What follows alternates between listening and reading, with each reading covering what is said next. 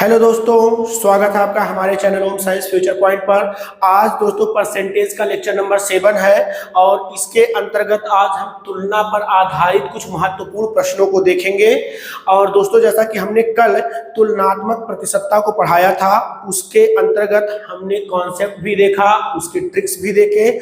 आज उन्हीं कॉन्सेप्ट को, उन्हीं ट्रिक्स को अप्लाई करके हम आपको दिखाएंगे कि बड़े से बड़े प्रश्न कितनी आसानी से सॉल्व होंगे। और हमारा टारगेट जो है दोस्तों 30 सेकंड पर क्वेश्चन, वो भी जो है अप्लाई हो जाएगा। यहाँ पर आप स्वयं देखेंगे, जब आप अच्छे से सीख जाएंगे तो फिर आप टाइम देखकर प्रश्नों को लगाइएगा और देखिएगा 30 सेकंड के अंदर ही आप जो है उत्तर प्राप्त कर लेंगे। तो चलिए दोस्तों शुरुआत करते हैं। पहला प्रश्न हमने बहुत ही मोस्ट इंपॉर्टेंट प्रश्न है दोस्तों, जो जितने भी हम 4-5 प्रश्न लेंगे सारे के सारे मोस्ट इंपॉर्टेंट प्रश्न हैं। ठीक है, तो चलिए पहला प्रश्न है, कोई दुकानदार वस्तु के मतलब किसी वस्तु के मूल्य में 40% वृद्धि करके अंकित करता है। मतलब किसी वस्तु का दाम वह 40%, जैसे मान लीजिए, ऐसे कहने का मतलब है अगर किसी वस्तु का दाम 100 रुपए है तो वो क्या कर रहा है, 40% मतलब 100 का 40% मतलब 40 रुपए बढ़ाकर उस वस्तु पे क्या अंकित करता है, 140 रुपए अंकित करता है। ठीक है, तब वह वस्तु के अंकित मूल्य पर कितने प्रतिशत कमी कर दे कि वस्तु के मूल्य में कोई परिवर्तन ना हो। तो हमने बताया था दोस्तों कल के लेक्चर में कि अगर यहां पर देगा प्रतिशत वृद्धि, यहां पर क्या दिया गया है, प्रतिशत वृद्धि, तो हमें क्या ज्ञात करना होगा, प्रतिशत कमी ज्ञात करना होगा। तो दोस्तों इसके लिए हमने आपको 2 तरीका बताया था। सबसे पहले हम मेथड नंबर 1 लेंगे, जो कि हमारा होगा परसेंटेज कन्वर्जन पे आधारित। और परसेंटेज कन्वर्जन में हम 40% को कन्वर्ट करेंगे और 40% मतलब दोस्तों हो जाएगा हमारा 2/5। ठीक है, कैसे होगा, 40/100 करिएगा, 1 0 कैंसिल होगा, फिर 2 से 4 को काटिएगा और 2 से 10 को काटिएगा, 2/5 आ जाएगा। अर्थात दोस्तों ये क्या हुआ कि वस्तु का प्रारंभिक दाम 5 रुपए था। ये है वस्तु का प्रारंभिक दाम है, अर्थात मूल्य है। वस्तु का प्रारंभिक दाम कितना था, नीचे वाला हमेशा प्रारंभिक दाम या प्रारंभिक मूल्य होगा। तो वस्तु का प्रारंभिक मूल्य 5 रुपए था।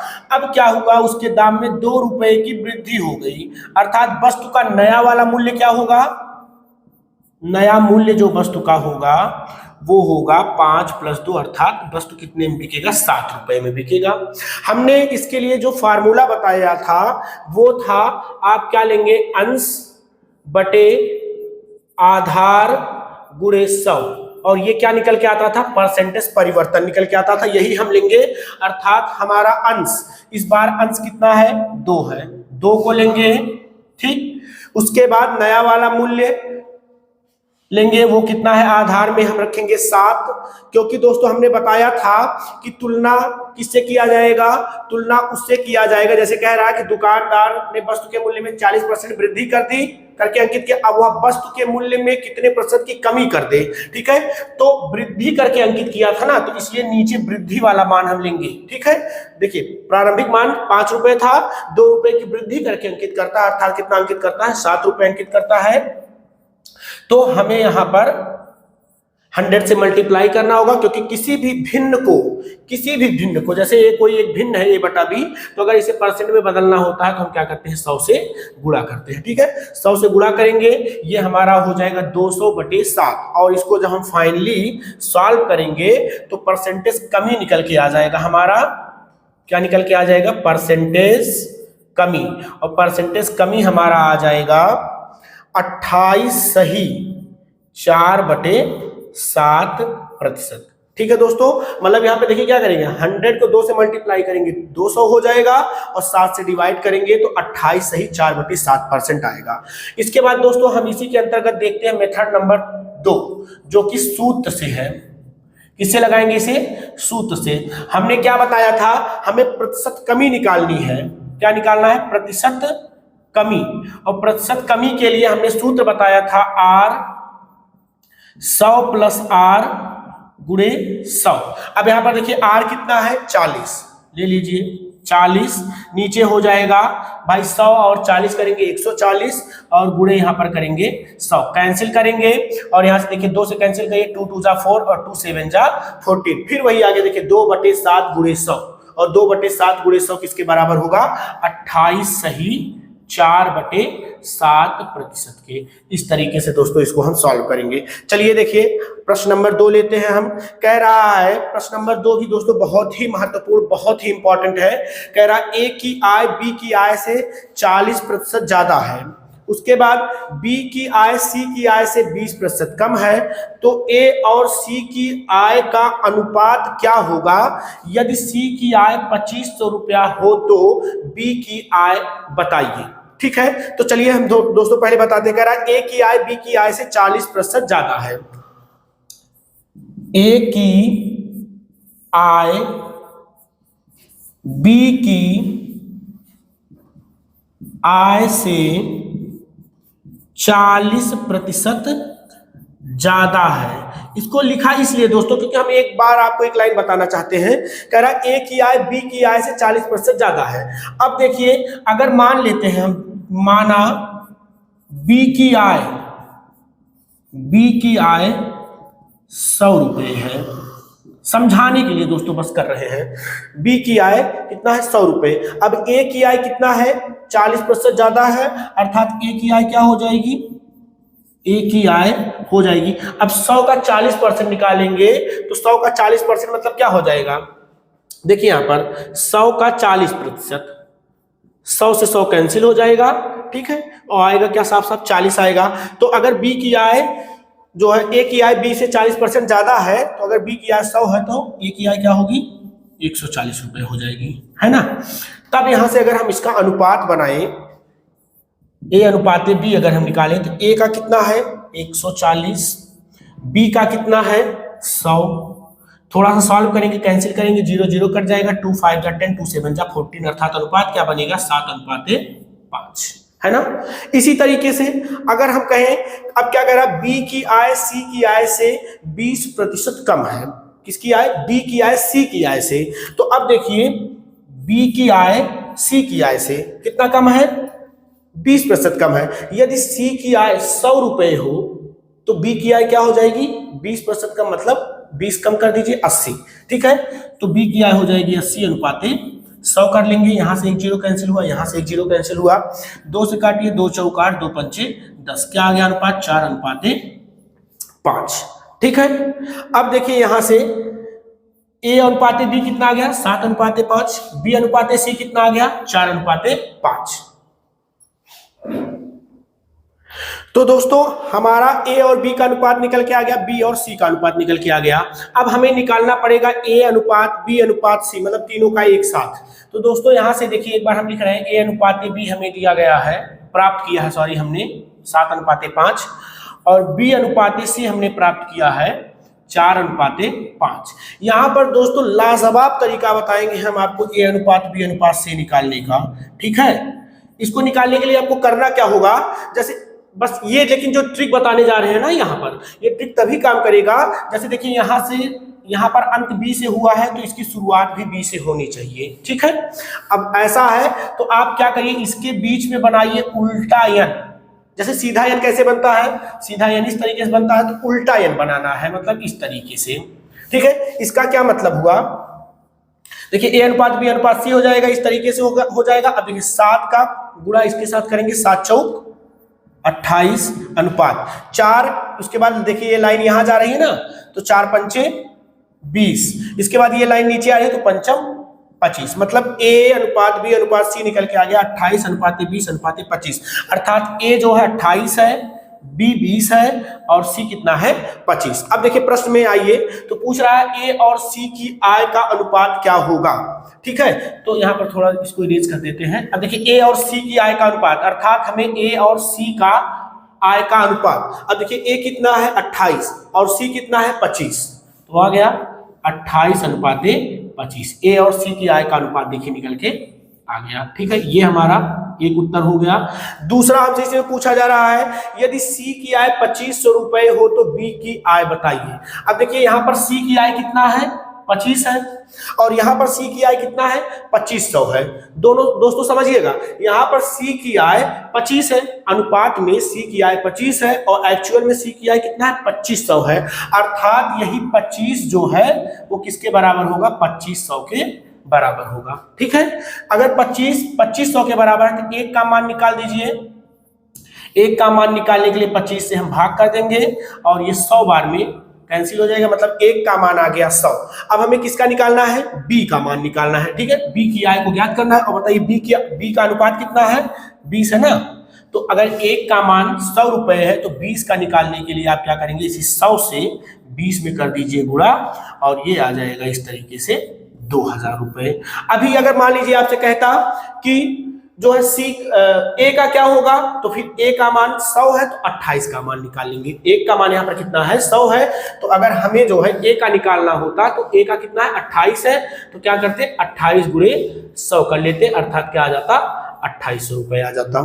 इस तरीके से जो है इसको हम सॉल्व करेंगे। चलिए अगले प्रश्न पर चलते हैं। आइए दोस्तों, यहाँ पर देखिए हमने प्रश्न अगला ले लिया है और दोस्तों ये मोस्ट इंपॉर्टेंट क्वेश्चन है, अग्रिम एग्जाम के लिए मोस्ट इंपॉर्टेंट प्रश्न है। और प्रश्न एक बार हम पढ़ते हैं दोस्तों। कह रहा है किसी वस्तु का मूल्य 25% बढ़ा तो व्यक्ति अपनी आवश्यकताओं में कितने प्रतिशत की कटौती करे, जबकि वह अपना खर्च भी 10% बढ़ा देता है। वैसे दोस्तों जनरली क्या होता है कि अगर किसी वस्तु का मूल्य बढ़ता है तो खर्च भी हमारा क्या होता है, बैलेंस अपने मतलब अपने जो है मासिक बैलेंस को मेंटेन करने के लिए हम अपने खर्च को क्या कर देते हैं, कम कर देते हैं। लेकिन यहाँ पर थोड़ा अपोजिट हो रहा है कि वस्तु का मूल्य बढ़ रहा है और व्यक्ति अपना खर्चा भी 10% बढ़ा दिया है। तो दोस्तों आइए सबसे पहले देखते हैं इसका ट्रिक क्या है लगाने का। तो अगर हम कहें इसके ट्रिक पे बात करें तो थोड़ा सा ध्यान से समझिएगा। देखिए खर्च है यहाँ पर और नया मूल्य ले लेते हैं हम। जैसे मान लेते हैं कि वस्तु का पुराना वाला मूल्य कितना था, 100 रुपए था, वह वस्तु कितने मिल रहा था, पहले 100 रुपए मिल रहा था। अब क्या हुआ कि वस्तु के दाम में 25% की वृद्धि हो गई, अर्थात अब वो वस्तु कितने मिलेगा 125 में। और ऐसे ही मान लेते हैं कि यदि किसी व्यक्ति का जो अपना खर्चा भी 10% बढ़ा देता है, मान लेते हैं पहले वो जो है एक दिन के लिए 100 रुपए खर्चा करता था, अब वो अपना खर्चा क्या कर दिया 10% बढ़ा दिया, तो अब उसका खर्च भी कितना हो जाएगा 110 हो जाएगा। तो बस यहाँ पर देख लीजिए यहाँ पर डिफरेंस कितने का है। अगर हम यहाँ पर अंतर की बात करें तो डिफरेंस यहाँ पर है 25 का, है ना, 25 का डिफरेंस बस लग गया। यहाँ पर 25 ऊपर रखेंगे। हाँ दोस्तों एक मिनट, बहुत बड़ा मिस्टेक हो रहा था। यहाँ पर देखिए दोस्तों 125 और 110 है ना, तो ये 15 होगा, डिफरेंस 15 का आएगा। ठीक है, अभी आंसर ही गलत आ जाता, 15 का डिफरेंस आएगा। यहाँ पर देखिए तो हम 15 लेंगे ऊपर, ठीक है 15 लेंगे ऊपर और नया मूल्य उसका क्या है 125 और गुणे करेंगे 100। दोस्तों यहाँ पर देखिए आप लोग कंफ्यूजन हो रहा होगा कि 110 और 125 में हम किसको चुनेंगे। तो हमने दोस्तों कल वाले लेक्चर में अर्थात लेक्चर नंबर 6 में ये बताया था कि देखिए हमें क्या करना है, यहाँ पर कितने % की कटौती कर दे, अर्थात वह कितना कम कर दे।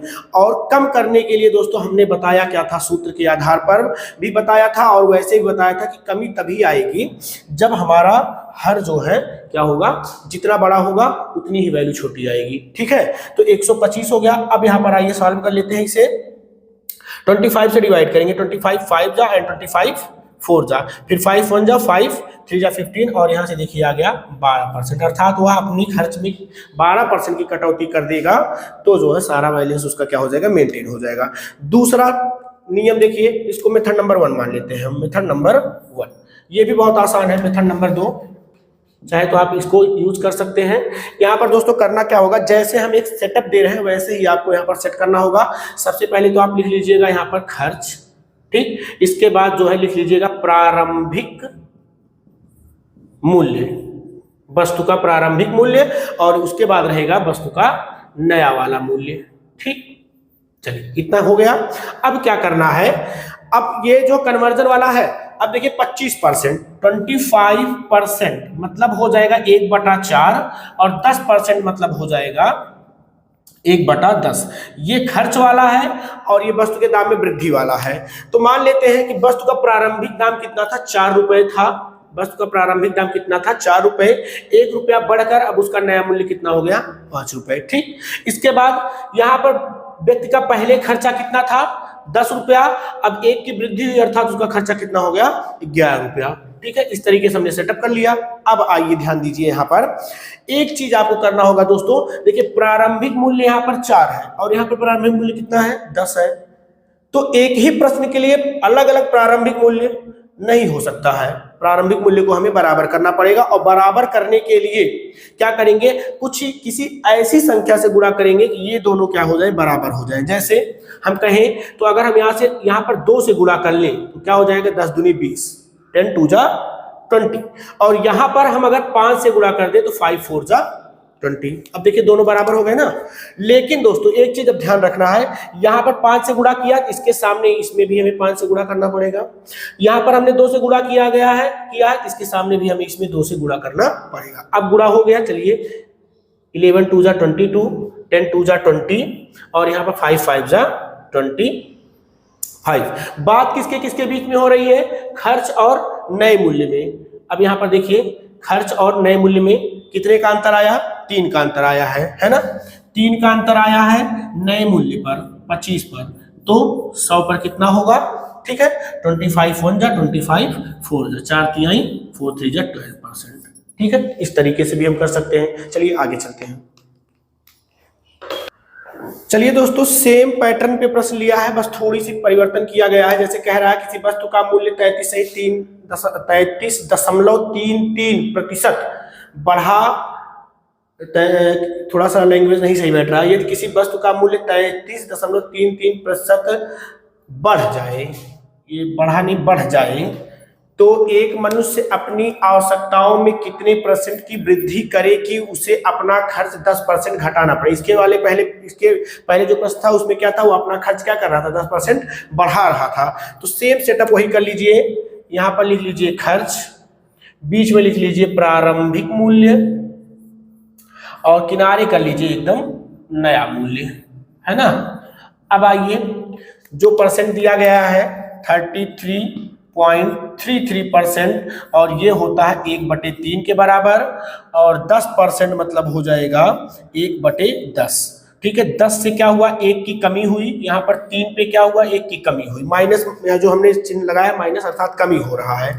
तो पहले उसका मूल्य प्रारंभिक मूल्य 3 रुपए था, अब उसके मूल्य में 1 रुपए की कमी हुई अर्थात उसका नया मूल्य कितना हो जाएगा 2। इसके बाद प्रारंभिक मूल्य और खर्च की बात कर लेते हैं। पहले उसका प्रारंभिक मूल्य 10 रुपए था, अब उसने अपने खर्च पे 1 की कमी की अर्थात उसका नया वाला खर्च कितना हो गया 9 रुपए हो गया। ठीक, तो देखिए आगे, अब देखिए वही सेम प्रॉब्लम यहाँ पर भी फंस रहा है कि यहाँ पर देखिए प्रारंभिक मूल्य दोनों जगह क्या है अलग अलग है, तो इसे हमें मेंटेन करना पड़ेगा अर्थात क्या करना पड़ेगा बराबर करना पड़ेगा। तो एक काम कर लीजिए, जैसे देखिए ये 10 है और ये 3 है, तो वह छोटी से छोटी संख्या क्या होगी कि 3 में उससे मल्टीप्लाई कर दे और 10 में भी उससे मल्टीप्लाई कर दे तो दोनों बराबर हो जाए। तो यहाँ पर हम ले सकते हैं, जैसे देखिए 10 है तो इसमें 3 से गुणा कर दीजिए, कितना हो जाएगा 30, और यहाँ पर 10 है। सबसे आसान हमारे हिसाब से यही होगा और कोई संख्या खोजने की जरूरत नहीं है। इससे इसमें और इससे इसमें कर दिया करिए आप, सबसे आसानी से आपको मिल जाएगा।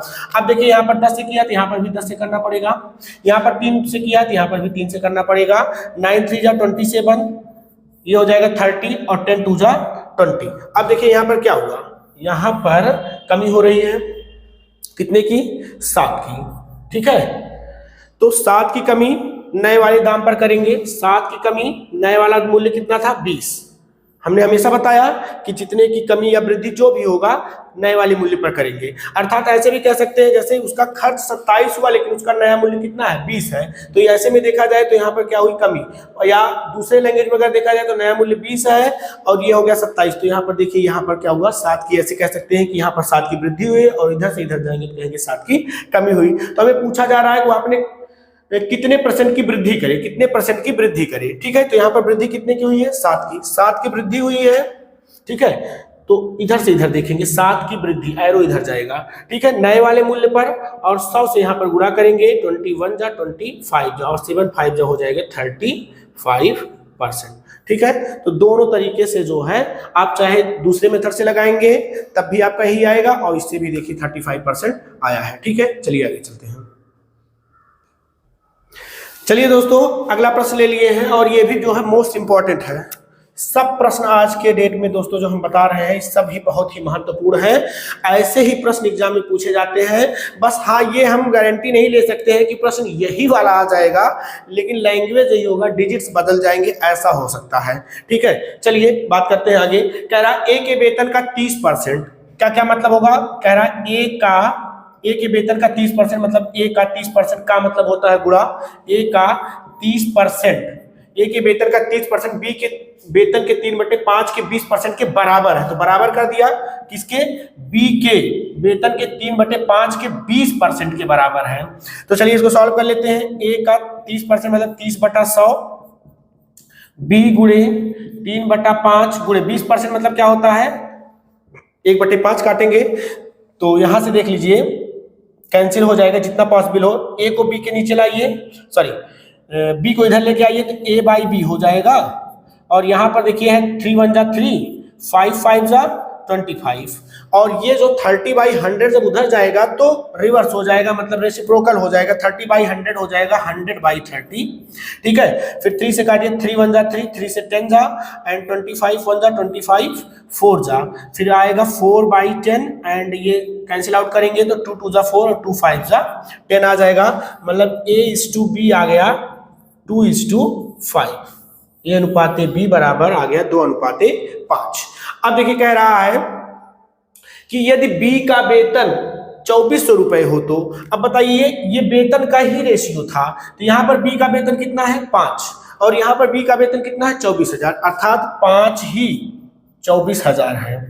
ठीक है, तो एक का मान निकाल दीजिए, 24,000/5 करेंगे, और 5 4 जा 25 8 जा 40, 4800 आ जाएगा।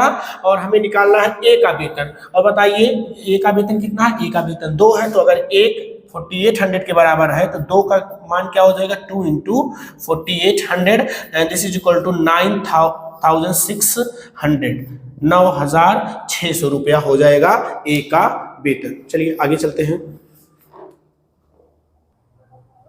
चलिए दोस्तों अगला प्रश्न है हमारा, और ये भी बहुत ही महत्वपूर्ण है। कह रहा है चीनी के मूल्य में 10% कमी हो जाने पर, ठीक है, चीनी के मूल्य में क्या हो गया? पहले चीनी का मूल्य ज्यादा था, अभी उसके मूल्य में क्या हो गया? 10% की कमी हो गई। तब क्या हो रहा है कि एक दुकानदार 2250 मतलब 2250 रुपए में 25 किलोग्राम चीनी अधिक प्राप्त करता है। चीनी का मूल्य प्रति किलोग्राम पहले कितना था? तो इसके लिए दोस्तों करना क्या होगा? देखिए एक चीज हम आपको बता दें कि अगर हम किसी चीज की हमें टोटल वैल्यू निकालनी है तो टोटल वैल्यू किसके बराबर होती है? हमें उसकी मात्रा पता हो। ठीक है, जैसे कितना लेना है हमें, जैसे मान लीजिए हम कहें कि आपको 10 किलो आलू लेना है, तो टोटल वैल्यू क्या हो जाएगी? मतलब टोटल कितना पेमेंट करेंगे, तो आपको मात्रा हो गया 10 किलोग्राम, और 1 किलोग्राम कितने का मिल रहा है रेट। इस हिसाब से हम निकाल सकते हैं कि 10 किलो आलू कितने का हमें मिलेगा, तो इसका यूज होगा।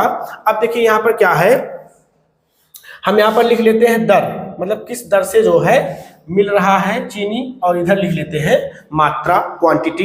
अब देखिए 10% की कमी हुई ना, तो 10% की कमी मतलब 1/10। पहले जो है चीनी 10 रुपए का था, दर क्या थी? पहले चीनी 10 रुपए प्रति किलो के हिसाब से मिल रही थी, तब जो है दुकानदार 2250 रुपए में कितना चीनी ले रहा था? अगर हम 10 से डिवाइड कर दें तो कितना आएगा? 225 किलोग्राम चीनी। ठीक है भाई, 10% की कमी हो गई थी, लेकिन पहले दोस्तों जब चीनी का मान लेते हैं चीनी 10 रुपए प्रति किलोग्राम के हिसाब से थी, तब वो दुकानदार 2250 रुपए लेकर जाता था। अगर 1 किलोग्राम 10 रुपए का मिल रहा है तो कितना किलोग्राम खरीदेगा? 225 किलोग्राम, है ना। इसके बाद अगर हम बात करें, अब क्या हुआ? उसके मूल्य में कमी हो गई। कितने की कमी हुई? 1 की कमी, अर्थात अब चीनी कितने में मिलेगा? 9 रुपए में।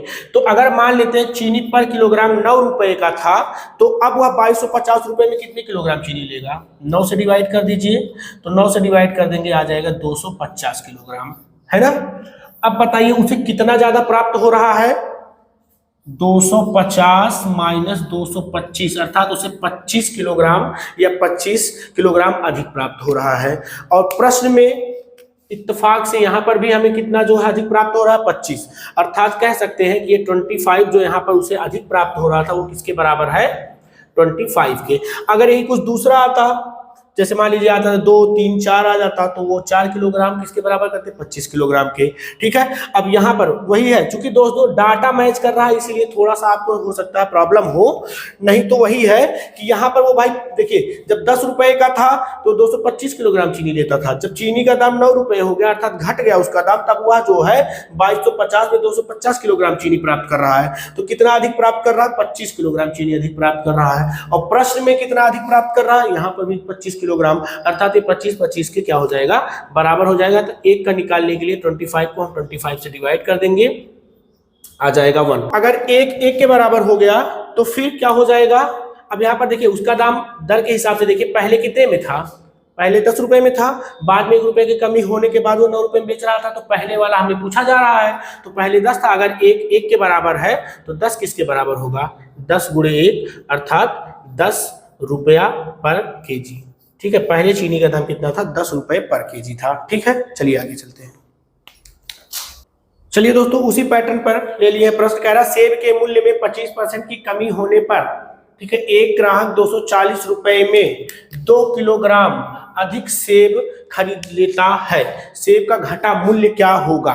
ठीक है, तो वही हम लिख लेते हैं, पहले दर और इधर क्या होगा, मात्रा, और पहले उसका दाम क्या था और बाद में उसका दाम क्या है। ठीक है, अब चलिए 25% मतलब हो जाएगा 1/4, मतलब पहले उसका दाम 4 रुपए था। ठीक है, तब वह देखते हैं 240 में कितना सेब लेता था, 4 से डिवाइड करेंगे, 60 किलोग्राम उसे सेब प्राप्त होता था। ठीक है, अब क्या हुआ, 25% की कमी हुई, अर्थात यहाँ पर कितनी कमी हो रही है, 1 की कमी हो रही है, अर्थात अब बाद में वो कितने मिलने लगा, 3 रुपए मिलने लगा। अब देखते हैं 240 में वो कितना सेब लेता है 3 रुपए के हिसाब से। ठीक है, तो 3/24 80 किलोग्राम सेब वह अधिक प्राप्त करता है। तो आइए देख लेते हैं कितना अधिक प्राप्त किया, 80 माइनस 60 बराबर 20 किलोग्राम वो अधिक प्राप्त किया।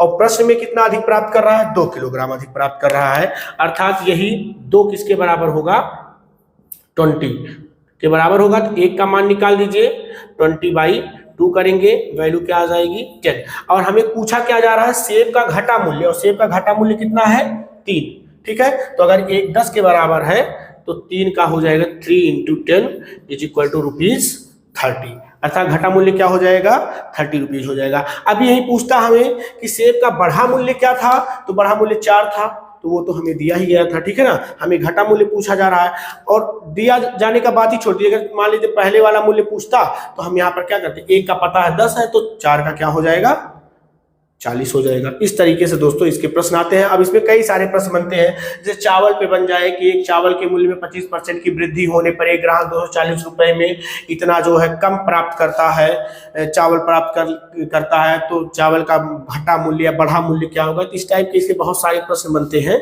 ठीक है, आपके पास कोई बुक होगी और अगर उस बुक से आप जो है प्रश्नों को ट्राई करिए, देखिए सारे के सारे प्रश्न विदिन सेकेंड जो है लगेंगे। बस दोस्तों आज के लिए इतना ही है, थैंक यू।